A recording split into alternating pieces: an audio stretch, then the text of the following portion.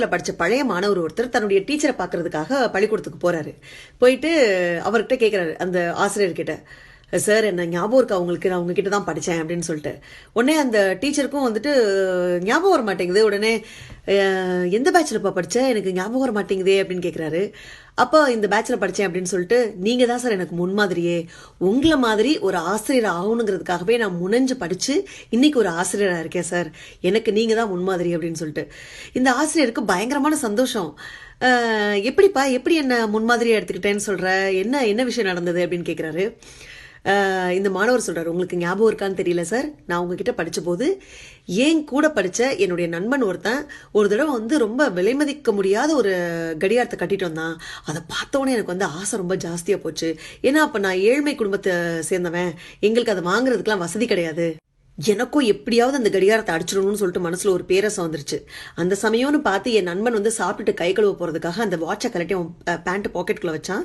நான் உடனே அவனுக்கு தெரியாம அதை எடுத்துட்டேன். என் நண்பன் அழ ஆரம்பிச்சு உங்ககிட்ட கம்ப்ளைண்ட் பண்ண, அந்த மாதிரி யாரோ கிளாஸ்ல எடுத்துட்டாங்க, எப்படியாவது கண்டுபிடிச்சு கொடுங்க சார் அப்படின்னு சொல்லிட்டு.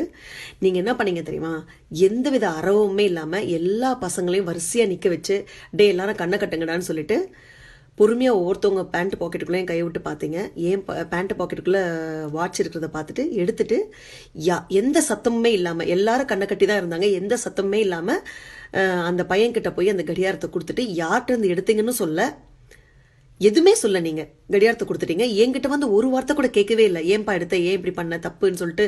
எல்லாரும் முன்னாடி என்னை அவமானப்படுத்தவும் இல்லை, திருடம் பட்டம் கட்டவும் இல்லை, என்னோட மானத்தையும் காப்பாத்தினீங்க, என்னோட சுயமரியாதையும் காப்பாத்தினீங்க. அன்னைக்கு தோணுச்சு சார், கற்பித்தல் எவ்வளோ பெரிய விஷயம்னு சொல்லிட்டு. அதனால தான் அன்னைக்கு முடிவு பண்ணனா, படிச்சா ஆசிரியர் வேலை பார்க்கறதுக்கு தான் படிக்கணும், கற்பித்தலை தலையாய கடமையா வச்சுக்கணும் அப்படின்னு சொல்லிட்டு. நீங்க தான் சார் எனக்கு முன்மாதிரி, உங்களை மாதிரி ஒரு நல்ல ஆசிரியரா நான் வாழ்ந்து காமிப்பேன் சார் அப்படின்னு சொல்றாரு. இந்த ஆசிரியருக்கு ரொம்ப சந்தோஷம். அற்புதம்பா, நல்லா பண்ணு, நல்லா வருவ அப்படின்னு சொல்றாரு. சரி, இப்பயாவது என் ஃபேஸ் உங்களுக்கு ஞாபகம் இருக்கான்னு சொல்லுங்களேன் சார் அப்படின்னு கேட்குறாரு.